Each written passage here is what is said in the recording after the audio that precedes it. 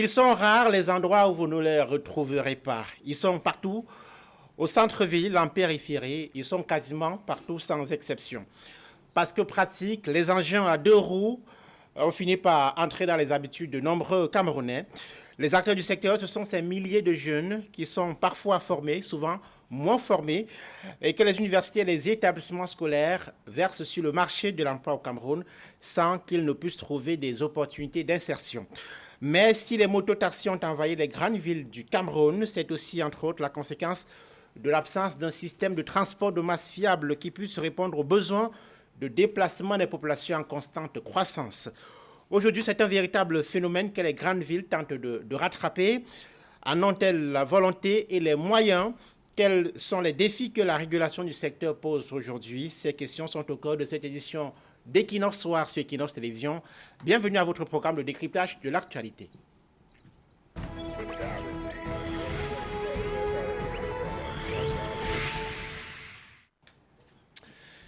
Invité sur le plateau du débat ce soir, Roméo Zangui. Roméo, bonsoir. Bonsoir Donald Brice, bonsoir à tous les panélistes et surtout bonsoir à tous les téléspectateurs de Equinox Télévision.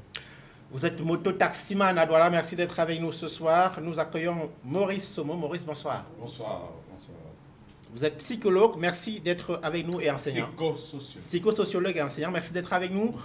Nous accueillons le docteur Roger Nditoua. Docteur, bonsoir. Donc, bonsoir Donald, bonsoir à tous mes copanélistes ici ce soir et aussi bonsoir à tous les téléspectateurs de l'Equinox Télévision. Vous êtes deuxième adjoint au maire de la ville de Douala. Merci de nous retrouver pour cette problématique ce soir. Alors, l'une des dernières actualités dans le secteur des mototaxis à Douala, c'est cette campagne de délivrance gratuite des permis de conduire que vous venez de lancer il y a moins d'une semaine. Quel est le sens de cette campagne et quels sont les objectifs à court terme? Le sens de cette campagne, c'est d'assurer la sécurité du transport par mototaxi dans la ville de Douala. Vous savez, avant que nous n'arrivions à la tête de l'exécutif communautaire en 2020, il y avait près de 1500 mototaximens dans la ville de Douala qui disposaient d'un permis de conduire de catégorie A. Et ça se revoyait, ça se matérialisait à travers le pavillon Ben-Sikine qui avait été baptisé comme ça à l'hôpital Laquintini. Pavillon Ben-Sikine qui regorgeait, qui était en grande partie occupé par les accidentés générés par les mototaximens. Depuis que nous sommes arrivés en 2020 à ce jour, près de 25 000 mototaximens ont été formés par la mairie de la ville et disposent d'un permis de conduire de catégorie A. Et près de 5 000. 25 000.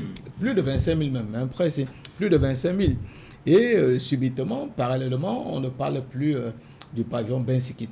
Ça veut dire qu'un mototaximen qui est bien formé, c'est un mototaximen qui assure, qui rend sûr le transport par ce mode de transport et effectivement qui sécurise donc le passager qui va emprunter dans ce mototaximen. Le sens donc de cette formation que nous lançons, c'est de faire en sorte effectivement que les passagers qui utilisent les mototaximens, qu'ils se rassurent ou qu'ils utilisent un mode de transport beaucoup plus sécur.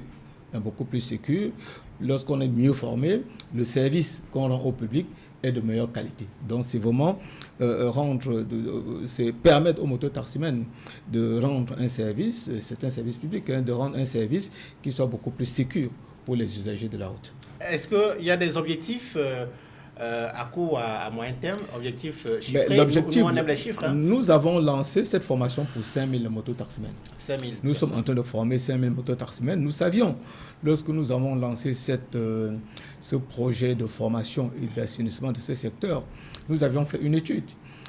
Parce que quand nous arrivions, il n'y avait aucun chiffre fiable sur le nombre de mototaximens dans la ville de Douala. Même le chiffre auquel nous aboutissons n'est pas aussi fiable que ça parce que c'est un secteur qui fluctue. Il y a des sorties, il y a des entrées, mais nous avons fait une étude avec les leaders de mototaximens, avec les chefs de camp de mototaximens dans la ville de Douala. Nous avons parcouru avec ces chefs de camp pendant 2 mois toute la ville de Douala et nous avons comptabilisé les mototaximens dans les camps. Alors, le chiffre auquel nous aboutissons, c'est autour de 80 000. Mais lorsqu'on essaie de traiter ces chiffres, nous sommes arrivés à un chiffre de projet. Alors, les 80 000, c'est le chiffre global. On exclut ceux qui ont déjà les permis. Non, tout le monde. Il y a aujourd'hui, selon vos chiffres, 80 000 mototaximens à Douala. Nous sommes arrivés à 65 000. Parce que dans certains camps, les gars nous apprennent qu'il y avait 2000 personnes. Lorsqu'on arrivait sur le terrain, on voyait à peine 100 personnes. Mais lorsqu'ils nous envoient les chiffres, c'était 2000. Donc, nous avons essayé de filtrer, de travailler un peu ces chiffres et nous arrivons autour de 65 000. Dans tous les cas, 65 000 mototaximens, c'est notre chiffre de projet. Et nous avions déjà formé environ 25-30 000. Donc, les 30 autres 1000 ou les 35 autres 1000 qui sont dans les cas, nous avions décidé de former environ 5 000 tous les ans. 5 000 tous les ans. Donc, cette année, nous avons lancé dans la formation pour 5 000. Et voilà l'objectif, comme c'est ça que vous cherchez, voilà l'objectif que nous nous sommes fixés. Former 5 000 mototaximens pour cet exercice 2026. Roméo Zangué, les équipes d'Equinox ont couvert les premières descentes dans le cadre de la formation à la délivrance gratuite de ces permis de conduire. On note qu'il y a peu d'enthousiasme. Vous qui êtes sur le terrain, comment cela s'explique? Oui, justement, Donald Brice, cela s'explique juste par le fait que... Vos camarades semblent réticents. Oui, justement, la réticence est due au fait que ce n'est pas la première fois que la mairie de la ville lance une opération de cette sorte. Vous vous souvenez bien Monsieur le maire se souvient également très bien de l'affaire des chasubles qui n'a pas abouti à grand-chose. Si vous sortez là maintenant, vous n'allez pas compter 5 conducteurs de moto qui ont les chasubles de la mairie que Monsieur le maire prospectait il n'y a pas très longtemps. Donc, la réticence est due au fait que les conducteurs de moto, déjà, c'est des gens qui vivent au jour le jour et ils n'ont pas envie de perdre le temps pour écouter des choses qui ne vont pas les servir. C'est pour ça que beaucoup préfèrent, quand ils ont la possibilité d'aller se former eux-mêmes dans des auto-écoles connues, parce que lorsque la mairie vient avec l'initiative de la gratuité des permis, généralement, c'est que à la fin, lorsque votre permis sort, on vous demande 15 000. C'est ce qui se passe. Hein. On vous dit, le permis est déjà sorti, il faut 15 000, il faut 10 000 pour les frais de retrait. C'est-à-dire que pour aller au ministère des Transports retirer le permis, vous allez débourser 15 000, 10 000. Maintenant, quelqu'un qui connaît déjà que ça va se passer comme ça au départ ne doit pas accepter qu'on lui dise que c'est gratuit dès le départ. Alors, il préfère faire son permis lui-même. C'est ça qui justifie la réticence sur le terrain, parce qu'à tout moment, on constate qu'on est en train de nous perdre trop de temps pour rien, alors que le conducteur de moto joue sur son temps. Monsieur le maire, est-ce que c'est vraiment du gratuit jusqu'au bout? Parce qu'il y a comme une crise de confiance au regard des initiatives passées. Je voudrais rassurer... Tout est gratuit de A à Z. Je voudrais rassurer M. Zangué. Il a parlé de ce qui se passait avant, où les mototaximens apportaient une contribution. Ça, c'est une vérité. Avant, la mairie de la ville n'avait jamais dit qu'on ferait une formation gratuite. Quand nous sommes arrivés à la tête de l'institut communautaire, la mairie de la ville a trouvé une structure qui était relativement organisée. Il y avait des leaders de camp. Le maire nous a dit, vous travaillez avec les leaders de camp. Et avec ces leaders de camp et avec un partenaire qui c'est Moto Afrique, ils ont donc lancé cette première vague de formation. Et effectivement, en ce moment-là, c'est les mototaximens qui devaient payer, qui finançaient. C'est eux qui finançaient. La mairie de la ville n'avait jamais dit qu'on ferait une formation gratuite en ce moment-là. Et chemin faisant, le projet que nous portons a eu l'assentiment des bailleurs, des partenaires de développement, et l'Union européenne a dit, nous vous aidons, on va financer la formation. L'Union européenne accompagne la mairie, on a eu dans ces fonds gratuitement, et nous les donnons gratuitement aux mototaximens. C'est la première fois que la mairie de la ville dit nous allons former 5000 mototaximens gratuitement. C'est la première fois. Et c'est gratuit. De la formation jusqu'à la délivrance de votre permis de conduire. C'est gratuit. À ce jour, il y a une première vague de 812 mototaximens qui sont en train d'être formés à l'université. Et ils vont passer l'examen là le 25 juillet. Oui. Il y a un second et 812. Dans le 812, effectivement, je suis d'accord avec vous, l'enrôlement ou l'enregistrement se fait en ligne. En ligne, nous avons reçu près de 2600 mototaximens. Et lorsque la formation était effective, il y a 812 qui ont effectivement apporté un dossier complet. Et nous sommes en train de les former. Et pour la session du 5 septembre, puisqu'il y a une session qui a le 5 septembre, ils sont 2600 à s'être déjà enrôlés. Ça veut dire qu'ils sont aujourd'hui, on serait aujourd'hui dans les 3900, presque aux 4000 sur les 5000. OK. Je ne sais pas si on va dire qu'il n'y a pas d'engouement, mais 4000 sur 5000, je pense que nous sommes en train d'atteindre les objectifs. Vous allez voir que c'est quand on va boucler les 5000 que les mototaximens vont commencer donc à venir en masse chercher à se former, alors qu'effectivement, nous n'avions que 5000 places. Oui, surtout lorsque les premières personnes. Mais je voudrais les rassurer.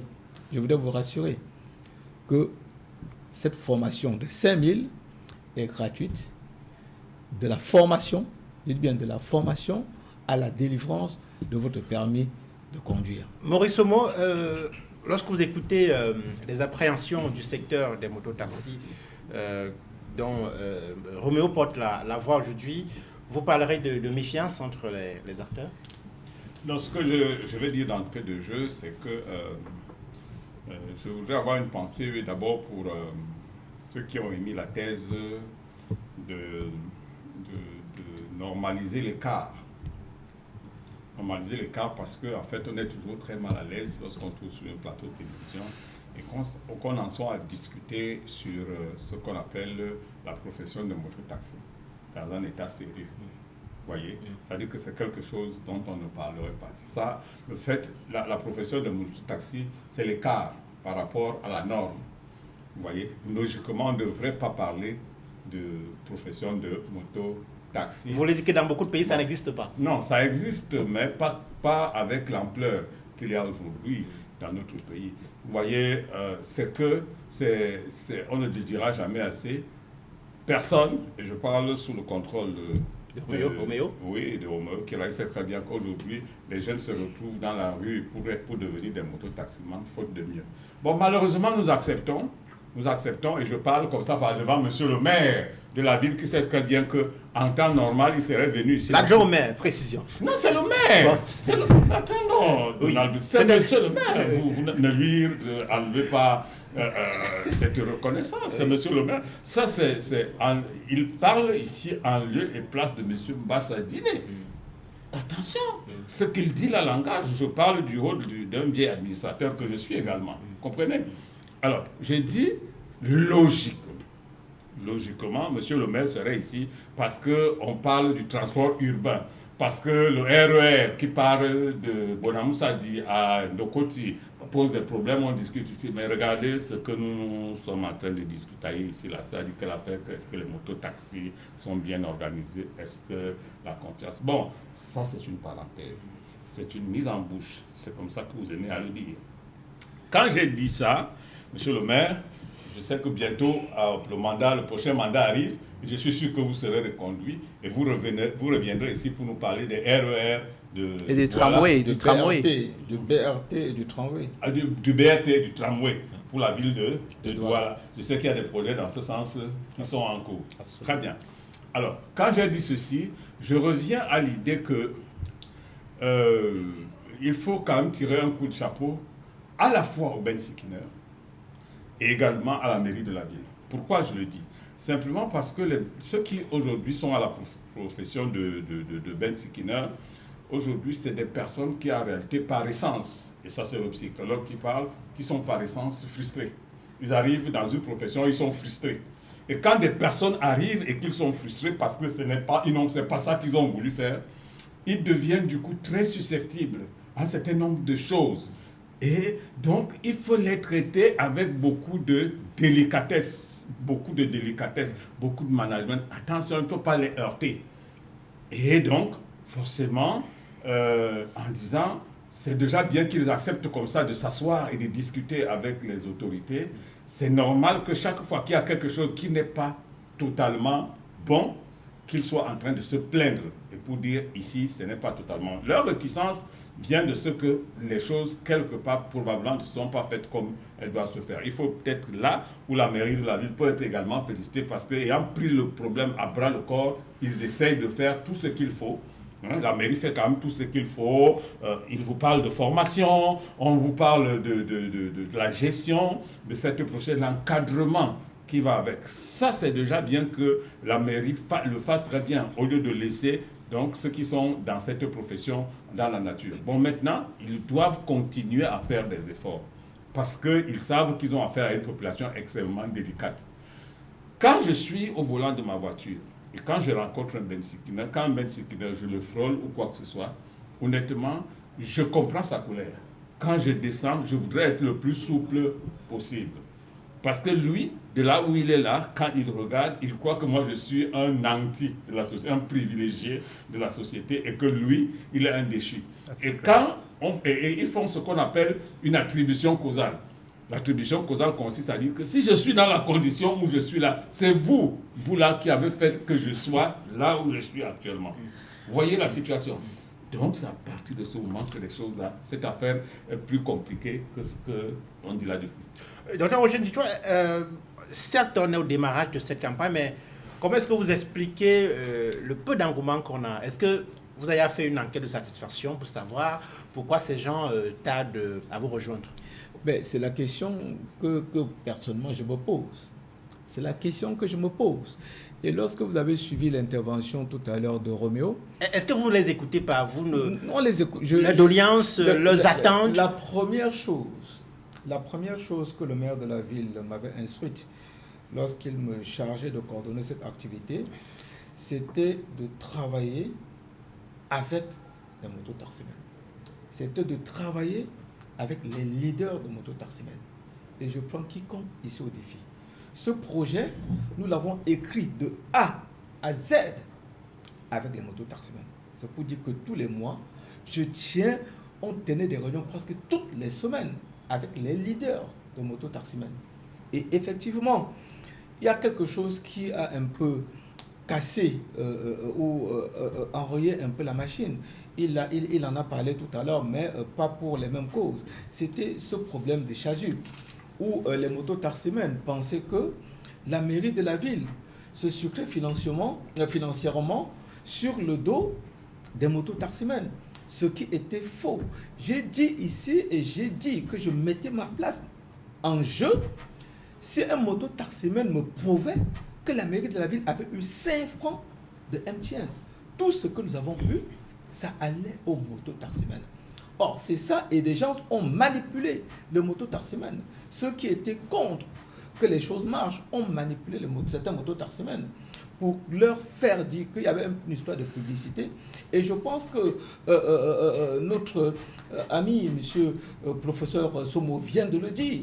Et j'ai été très heureux de l'écouter. C'est-à-dire qu'il y a eu certaines frustrations que les mototaximens ont gardées en eux. Mais, une fois de plus, je peux vous garantir que par cette méthode de concertation, oui, nous on fait plusieurs réunions et on les écoute. On les écoute et je dis tous les leaders ou 80% des leaders de mototaximens de la ville de Douala aujourd'hui sont pour ce projet. Il y en a encore qui, peut-être, je ne sais pas, ou si c'est financièrement, qui ne se sentent pas à l'aise et qui veulent absolument que ce projet ne marche pas. Mais je ne comprends toujours pas comment des gens peuvent être à un temps, vouloir mettre 32 000 francs pour se former et obtenir leur permis. C'était 32 000 francs, comme vous avez dit. Exactement. Et qu'aujourd'hui, on dise, on vous donne ça à 0 francs et que vous soyez réticents. Moi, je ne comprends pas. J'essaie de comprendre, mais nous disons ceci. Quel que soit le cas, on en a mis pour l'exercice, c'est 5 000. Nous allons atteindre les 5 000. Ce qui est sûr. On est à 4 000. On atteindra les 5 000. On est 2026, c'est 5 000. Donc, ils sont à 4 000. Certains sont encore réticents, mais beaucoup sont en train de venir se former. Maurice. Oui, je veux rebondir là-dessus parce que Roméo a dit quelque chose et il ne faudrait pas qu'on parle dessus comme un Ben Skinner qui a bâché. Parce que quand Ben Skinner a bâché, il vous traverse, il ne s'arrête pas. Bon, on ne voudrait pas qu'on traverse dessus de cette façon-là. Il a dit tout à l'heure que on disait c'est gratuit. Puis à la fin, quand il fallait retirer son permis, il y avait de l'argent qu'il fallait payer. Je ne souhaite pas que M. le maire prenne cette annonce avec beaucoup de légèreté. Je voudrais qu'il prenne cela avec beaucoup de sérieux parce que, en fait, dans l'administration publique au Cameroun, il le sait mieux que moi d'ailleurs, lui qui a beaucoup plus de responsabilités à gérer, que entre des instructions qu'on donne à des collaborateurs et des choses qui se passent dans la chaîne, parfois il y a des choses que les décideurs ou les managers en haut lieu ne maîtrisent pas. Vous voyez? C'est-à-dire qu'on est arrivé à un niveau aujourd'hui où des gens que les responsables ne maîtrisent pas créent des petits circuits parallèles pour essayer d'estorquer les uns et les autres. Et ça, en général, les décideurs ne sont pas au courant de ce genre de situation. D'où la nécessité qu'il y ait une collaboration totale, franche et parfaite sur toute la ligne de production de la chaîne du permis de conduire. C'est-à-dire que j'attends de M. le maire aujourd'hui qu'il soit des maires modernes. C'est-à-dire que lorsque les permis de conduire sont distribués, au lieu qu'il reste dans son bureau que je connais, qui est très bien climatisé et tout ça, il y a du bon café, qu'il sorte de ce bureau, vous voyez, qu'il sorte souvent de ce bureau, qu'il aille là où on distribue le permis de conduire. Il s'assoit aussi là-dessus, il s'assoit aussi là, il dit mettez-vous en rang, donnez-moi le permis. Monsieur tel, venez, voilà votre permis et margez là. Alors, ça va donner une autre vision, une autre connotation à cette histoire-là. Parce que ce qu'il dit Roméo, forcément, il ne le dit pas pour rien. Il y a sûrement quelques circuits sous-jacents qui échappent au contrôle de M. le maire et pour lequel on ne peut que lancer un appel qu'il soit de plus en plus prudent et de plus en plus regardant sur ces aspects des choses. Roméo Zangué, est-ce qu'on ne peut pas vous accuser de rester dans le passé? Vos camarades aujourd'hui, est-ce qu'ils s'accrochent essentiellement sur cette expérience passée pour dire on n'y va pas? Non, on ne peut pas nous accuser, d'autant plus, je vous ai dit, le conducteur de moto, c'est quelqu'un qui, M. Somo l'a dit, c'est quelqu'un qui est d'emblée, je veux dire clairement, frustré, vous voyez, et puis il cherche la nourriture quotidienne. Il n'a pas le temps à perdre sur des choses qu'on va lui dire chaque jour et qu'on ne va pas faire. Il préfère gagner en temps. Ça veut dire que, M. le maire également, parlant de la gratuité, je crois que vous avez reconnu en quelque part dans vos propos que le projet des chasubles a échoué. Non. Parce que... On peut parler des chasubles après. Justement, c'est juste... je vais parler. On peut revenir aux chasubles. Justement, c'est juste une parenthèse. Oui. Parce qu'à l'époque des chasubles, c'était également gratuit. On avait partagé un plateau avec M. le maire où il nous parlait de la gratuité. Et je vous assure, ça se vendait à coût, ça se vendait très cher. À combien? Donc, eux, ils partageaient au président des camps, parce qu'ils fonctionnent avec les présidents des camps, qui, eux, partaient revendre à leurs syndiqués. C'est comme ça que ça se passait, M. le maire. Jusqu'à maintenant, déjà, vous comprenez, vous pouvez voir, je suis tout dans la parenthèse, vous pouvez voir que actuellement, il y a ces mêmes présidents des camps qui sont en train d'extampier leurs propres chasubles et qui revendent à leurs syndiqués. Ça se passe actuellement. C'est ça qui justifie la réticence, parce que le sérieux ne part pas jusqu'au fond. Comme M. Somo vient de le dire, vous allez voir, si M. le maire vient même s'asseoir lorsqu'on a fini de se former, M. le maire vient s'asseoir pour partager les quelques permis qui sont sortis. Dès son départ, les agents de la communauté urbaine vont commencer à mettre les bâtons, à torturer, à compliquer la tâche de la distribution. C'est comme ça que ça se passe toujours. Et ça fait que le conducteur de moto, lorsqu'il va s'asseoir 1 heure de temps, 2 heures de temps, 3 heures de temps, il va se dire non, mieux je payais 32 000 pour aller directement faire mon permis et aller retirer là où ça se doit, au ministère de Transport. D'accord. Parlons un peu du terrain, monsieur le maire. Je sais que vous avez beaucoup de choses à dire, mais parlons du terrain. Lorsqu'on observe la ville de Douala, vous parlez de 80 000 mototaximens d'après vos données. En fonction des sources, on a des chiffres. Certains parlent de 150 000, d'autres même de 200 000. La mairie a ces chiffres, la préfecture a annoncé il y a quelques années d'autres chiffres. est-ce que le fait qu'on ne maîtrise pas l'ampleur du problème également n'est pas déjà un handicap de départ? Ben, comprenez, lorsqu'on lance un projet, je vous ai dit, voilà notre chiffre de projet. Je vous ai dit, voilà notre chiffre de projet. Nous sommes partis d'un chiffre. Et ce chiffre, nous l'avons obtenu comment? Je suis d'abord scientifique. Je suis scientifique. Et c'est scientifiquement que j'ai eu ces chiffres. Je vous ai dit, nous sommes descendus sur le terrain. Ce n'est pas la mairie de la ville qui est descendue, c'est la mairie de la ville avec les chefs de camp. Ils étaient une vingtaine de chefs de camp que nous avons recrutés et qui ont parcouru la ville de Douala avec nous, puisque les chefs de camp maîtrisent leur camp, et qui ont comptabilisé, on a comptabilisé dans la ville de Douala près de 675 camps dans toute la ville de Douala. C'est un chiffre. Bon, je vous ai dit, c'est un chiffre qui n'est pas, qui fluctue, parce que les camps se créent.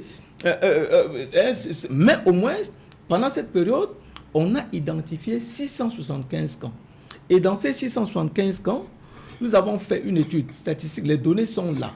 On a pris le sexe, l'origine, la nationalité, le niveau d'études. Et pour parler du niveau d'études, c'est parce que nous étions aussi en train de faire une cartographie du profil socio-professionnel des mototaxis. Je l'ai, nous l'avons, on les a. Parce qu'on pensait déjà dans une autre étape à la reconversion des mototaximens. J'ai discuté avec eux, on en a parlé. Il y a des sujets qui sont sur la table. Donc, quand ils ont comptabilisé, eux-mêmes sont arrivés à un chiffre, je vous dis, de 80-85 000. Et nous avons trié, c'est des méthodes scientifiques. On a trié lorsqu'on traite ces données, on voit qu'il y a des chiffres qui sont vraiment des chiffres anormaux qu'on enlève et on essaie de prendre une moyenne. Nous avons donc une moyenne de tous ces camps et on a multiplié par nombre de camps. Nous sommes à 65 000. Et nous avons dit, OK, nous, notre chiffre de projet pour 2000, au niveau de la communauté urbaine, nous allons travailler sur 60 000 mototaximens. On va travailler sur 60 000. Et nous sommes en train de faire notre projet sur 60 000. On a tout fait. Donc voilà, nous avons pris un chiffre et ces chiffres, c'est documenté. Donc que quelqu'un qui veut parler de son chiffre amène les documents. Et dit que ce n'est pas nous qui avons fait les études, on a mis des gens sur le terrain qui sont allés faire le recensement. C'est eux-mêmes. Et d'habitude, les mototaximens ou même les leaders sont souvent, d'habitude, ils font dans la surenchère.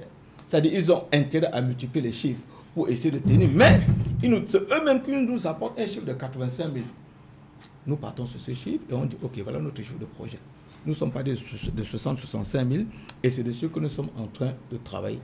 Et pour dire, je voudrais dire, rassurer... Vous chutez, s'il vous plaît. Oui, je voudrais rassurer M. Somon. Nous sommes les maires de terrain. Je suis un maire de terrain et je pense que plusieurs fois nous nous sommes croisés sur le terrain. Et je pense que Robert aussi ne dira pas le contraire. Non, je connais votre sincérité, monsieur le maire. Là, je suis d'accord. Je suis constamment sur le terrain pour mieux suivre. Et effectivement, vous l'avez dit, il y a des choses qui peuvent nous échapper. Et il y a des choses qui nous ont échappé. Un exemple, lorsque nous faisons l'enrôlement avec notre partenaire, qui est un partenaire dans la téléphonie, on dit, allez, les puces sont gratuites. On dit, les puces sont gratuites. Et je passe mon temps à la télé à dire, les puces sont gratuites. Mais les mototaximens, quand ils viennent 1000, 2000, c'est eux-mêmes qui disent, pardon, prends 500 francs, pardon, va par derrière, et demande aux gens, prenez à nos policiers, pardon, voilà 500 francs, je suis pressé, va me donner, et après ils vont aller dire qu'on est en train de vendre la puce. Alors qu'on leur a dit que c'est gratuit, mais parce qu'ils sont pressés, ils préfèrent donner 500 francs, avoir une puce rapidement, aller travailler. Donc, tout ceci, il faut travailler tout ça, mais je me réjouis, comme a dit M. Somo, je me réjouis de voir qu'il y a aujourd'hui un dialogue entre le mototaximens et la mairie de la ville. Les choses ne sont pas faciles, mais nous sommes en train de constater que les lignes sont en train de bouger. Je pense que ça devait être difficile. Il fallait pas, et on ne pouvait pas imaginer qu'en 2 ans, 3 ans, le maire de la ville et son équipe viennent régler de façon définitive le problème de mototaxi. Mais nous pensons que nous sommes allés, on est en train de prendre escalier par escalier, step by step. Et je pense que pour finir, on y arrivera. Maurice Somon, l'un des défis qu'il faudra relever, évidemment, c'est la fluctuation des données statistiques dans le secteur, puisque chaque année, de nouvelles motos entrent sur le territoire national et donc les chiffres gonflent au fur et à mesure. Oui, c'est un secteur qui est quand même assez difficile à maîtriser. Hein, quand on regarde ce qui se passe, il y a une situation que M. le maire d'ailleurs connaît très bien. Monsieur le maire sait où j'habite, hein. Je suis un des privilégiés. Hein. Le maire sait où j'habite. Donc, en face de chez moi, tous les jours, il y a une horde de mototaximans qui arrivent. C'est-à-dire qu'il y a un espace vert qui est prévu pour faire des bancs publics et tout. Ils ont envahi cet espace et tous les jours, c'est en dizaines qu'ils arrivent nouveaux. C'est-à-dire que vous reconnaissez qu'ils sont nouveaux par les chasubles qui sont neufs. C'est-à-dire que vous voyez des chasubles qui sont neufs, vous sentez que celui-ci, il vient du village là. Et parfois, tu les vois là, les uns sont en train d'entraîner les autres. Alors, oui, forcément, c'est une question sociale. C'est même une question sociologique. Parce que la situation dans laquelle nous sommes actuellement, qui est celle de la crise généralisée de l'emploi, fait que la profession de mototaximan, ou si vous voulez, appelons ça comme ça, est un exutoire pour les jeunes qui fuient, qui veulent échapper au chômage. Si vous allez aujourd'hui, que ce soit dans nos universités ou partout où vous allez voir qu'il y a des milliers et des milliers de diplômés qui sortent et qui en réalité ne peuvent rien. Donc du coup, vous ne pouvez pas empêcher que la profession de bensikineur, qui est celle qui est la plus accessible à tous, ne soit pas sollicitée de façon abusive. Donc oui, effectivement, le chiffre va fluctuer et c'est impossible de dire que ça ne fluctue pas. D'accord. Alors, c'est même difficile à maîtriser. Sur les délais de délivrance de ces permis, quelle est votre expérience de terrain? Sur quelle période est-ce qu'un mototaximan qui s'est formé espère obtenir son document à la fin? Bon, je vais parler de moi. Moi, je n'ai pas fait le permis dans la gratuité. Moi, j'ai eu mon permis lorsque je me suis formé. J'ai eu le permis 3 mois plus tard. Et ça date de quand? Mon permis, ça fait 5 ans déjà. Ok. Oui, et c'est le moniteur de mon auto-école qui est venu personnellement me donner mon permis. Je n'avais pas... Donc, la somme qu'il m'avait demandé au départ, c'est la même somme qu'il a prise jusqu'à la fin. Donc, pas plus, pas moins. Oui. Je vous donne la parole. Est-ce que vous avez un élément de réponse sur les délais? Oui. Ça ne dépend pas de vous, c'est le ministère des Transports qui établit. Non, c'est plus court. Maintenant, dès qu'on s'est formé, on a passé son examen, on peut aller imprimer soi-même son permis en ligne. Vous payez les 12 000 en ligne, vous-même vous imprimez votre permis et vous le prenez. Et donc vraiment le délai est réduit à ce. Mais disons que c'est une autre administration. Non, c'est le ministère du Transport, qui délivre. Mais vous le faites en ligne. C'est toujours le ministère qui... Mais on peut le faire en ligne maintenant. Et donc le délai est hyper. Monsieur le maire vient de dire qu'on paye 12 000 en ligne. J'ai mal suivi. Vous payez votre permis, mais dès que vous avez été formé, il y a 2 phases. Vous êtes formé, vous passez l'examen. Dès qu'on déclare que vous êtes admis, vous payez 12 000. C'est-à-dire que vous, c'est la voie normale. Mais sinon, dans ce cas-ci, c'est la communauté urbaine qui paiera pour vous donner votre permis. Ah, d'accord. Vous avez confondu le sujet. La fameuse gratuité commençait à... On parlait dans le cas général. Exactement. On parlait dans un cas général. Oui. Alors, on observe également, lorsqu'on discute avec les mototaximens que nous avons rencontrés ces dernières semaines, qu'il y a comme une crise de confiance entre vous, les acteurs, et les leaders syndicaux. Qu'est-ce qui se passe? Justement, ceux qui sont censés servir de courroie de transmission, de relais entre vous et l'administration, vous semblez ne pas vous reconnaître à nous. Pourquoi? Monsieur le maire doit, à qui j'ai beaucoup d'affection, de par son dynamisme sur le terrain. Ce n'est pas la Talakou, c'est ce que je vois sur le terrain. Alors, la crise de confiance est due au fait que, premièrement, ces leaders syndicaux-là, c'est des gars, généralement, qui ne sont plus en activité et qui ont compris, comme je disais tout à l'heure, qu'il faut aller donner des chiffres à la mairie parce qu'ils sont plus proches, ils ont les contacts des administrateurs pour les aborder et dire que, comme moi, je peux décider de laisser la moto aujourd'hui, je décide d'être un leader syndical, je vois n'importe quel constructeur de moto, je prends son nom, je pars donner à la mairie, les faveurs qui viennent de là, comme les chasubles, je pars les vendre. C'est comme ça qu'ils profitent et ils partent comme ça chaque fois, parler au nom des constructeurs de moto qui, eux, ne sont parfois pas au courant. Vous comprenez donc, régulièrement, il y a cette crise de confiance où chaque leader syndical décide de faire de ses syndiqués un fonds de commerce. Et ça crée davantage la crise de confiance entre les syndiqués et les présidents de syndicats. Monsieur le maire, on peut vous demander pourquoi est-ce que vous travaillez avec les leaders impopulaires? Non, il n'y a pas de leader impopulaire. Je vous ai dit, quand nous arrivons à la tête de la communauté, le maire de la ville me dit, travaillez avec les syndicats. On me présente 5 leaders communaux. Chaque commune avait son leader. J'ai fait avec ceux qu'on m'a proposé. J'ai travaillé avec eux. On a beaucoup travaillé. Qui vous les a proposés? Non, mais c'est eux-mêmes. J'ai dit, nous avons quand même hérité. Avant nous, le problème de mototaxisme se posait déjà au niveau à l'époque de la communauté urbaine. Avant nous, c'était un problème qui était déjà aussi en train d'être solutionné, qui était pris en charge par la communauté urbaine. Quand nous arrivons, la responsable qui s'occupait de ce secteur, je dis, vous travaillez comment? On me dit, voilà comment on travaillait. Je dis, ok, ramène les 6 autour d'une table. Nous avons travaillé, nous avons écrit. Et je dis, le problème de gérer un syndicat, ce n'est pas facile. Et je peux comprendre ces leaders. Lorsqu'on travaille avec eux, on peut les comprendre. Il faut savoir que gérer un syndicat nécessite aussi de faire fonctionner ce syndicat. Sous d'autres cieux, les syndicats reçoivent les moyens de subvention pour pouvoir défendre, pour pouvoir faire avancer leur structure. Mais ici, ce n'est pas le cas. Donc, ils sont obligés de s'appuyer soit sur la vente des chasubles, parce qu'ils vendaient les chasubles avant. Et c'est ça aussi qui a été un point de désaccord entre eux et nous, parce que les chasubles qu'ils vendaient et qui leur donnaient des ressources pour faire vivre leur syndicat, ces chasubles, nous les donnions gratuitement. D'où effectivement le fait que beaucoup de mototaximens ont suivi leur leader et ne portent pas de chasubles. Donc il faut les comprendre lorsqu'ils essayent de trouver par tous les moyens des petites ressources pour faire soit vivre leur syndicat, oui, soit aussi pour se prendre en charge.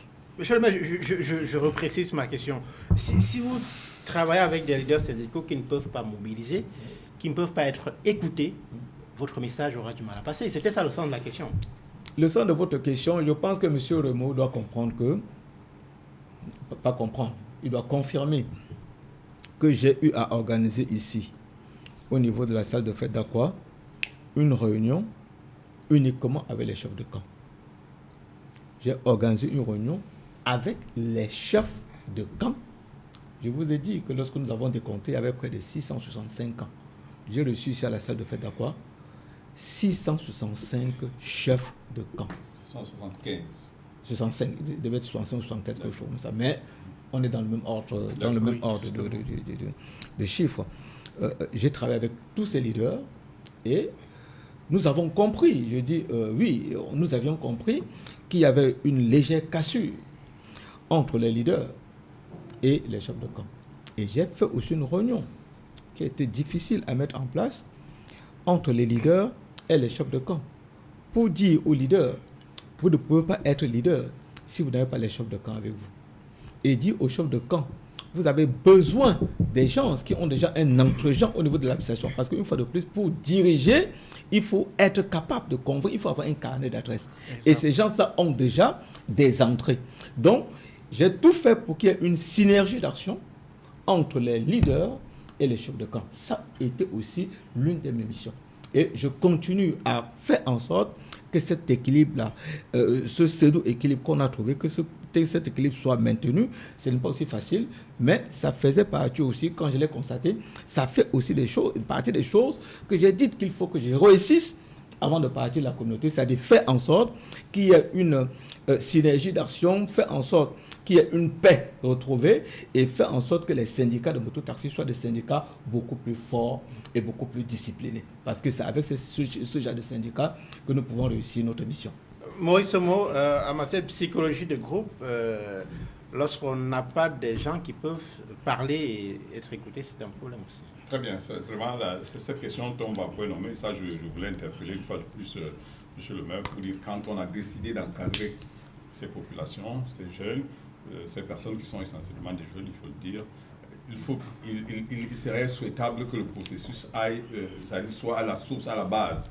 Ça veut dire qu'au-delà d'identifier les camps, d'identifier, il serait souhaitable que le mot syndicat soit pris dans toute sa dimension. Parce qu'un syndicat, c'est un rassemblement de personnes unies par la même cause. Il faut se rassurer que toutes ces personnes qui sont aujourd'hui les représentants sont effectivement reçus mandat des autres pour parler et agir en leur nom. Ça veut dire que l'encadrement ne doit pas être seulement celui des leaders, parce que là, monsieur le maire a dit les personnes qu'on nous a présentées. Non, ce n'est pas possible. Vous ne pouvez pas vous arrêter aux personnes qu'on vous a présentées, mais plutôt parce que vous avez encadré le processus d'élection des différents leaders. En ce moment, ils ont été identifiés et c'est ces personnes qui sont des interlocuteurs valides, valables, agréés auprès de vous. Est-ce que vous encadrez les élections de ces groupes pour qu'ils en soient effectivement des représentants, c'est-à-dire une parenthèse, c'est pas la compétence de la mairie d'encadrer, c'est le ministère du Travail et de la Sécurité sociale. Bon. Ça, vous pouvez le dire. C'est une parenthèse. Et qu'est-ce que vous voulez dire? Bon, ça veut dire que le homme que le maire dit, ça veut dire qu'il est allé voir le ministère du Travail. Du Travail. Donnez-moi la liste des syndicats. Voici comment nous avons procédé. Voilà, ça c'est très important. Voici comment nous avons procédé. Je vous ai dit au départ, ils étaient 6. Oui. C'est avec 6 que nous avons écrit tout le projet. Parce que le projet n'est pas uniquement la formation. Le projet, il y avait la formation, il y avait l'identification, il y avait la digitalisation du secteur de mototaxi. C'est-à-dire maintenant, quelqu'un pourra, à partir de chez lui, commander, un peu comme les Yango ici dehors, commander ça. On est en train de travailler dessus. On est vraiment là-dessus actuellement. Il y avait aussi le transport vert, il y avait la reconversion de mototaxi. Donc, il y avait plusieurs choses. Donc, avec les 6, nous avons écrit tout cela. Et effectivement, quand nous avons commencé à implémenter, surtout à cause de cette histoire de chasuble qui, pour certains, génère des sous, beaucoup d'autres mototaximens, beaucoup d'autres leaders sont sortis et sont venus. Et qu'est-ce que nous avons exigé d'eux? On a exigé leur agrément. Aujourd'hui, nous travaillons avec 32 syndicats qui sont agréés par la préfecture. Effectivement, nous n'avons pas compétence de leur donner des agréments, mais dès que vous présentez votre agrément, nous supposons que vous êtes à même. Donc, on vous agrée comme syndicat, comme syndicaliste. Mais pour compléter une chose, s'il vous plaît, ça c'est important. C'est important de dire que toujours dans notre envie de faire en sorte que les choses marchent, tous les mototaximens qui ne sont pas dans des camps, nous avons dit, ok, c'est normal que vous ne soyez pas dans le syndicat, c'est votre droit. Faites donc le syndicat des indépendants. Merci. On va revenir en deuxième partie, je vous en prie. On marque la pause du 20h et on vous retrouve dans la suite. Après le 20h du Riche Ngoromala, à tout de suite.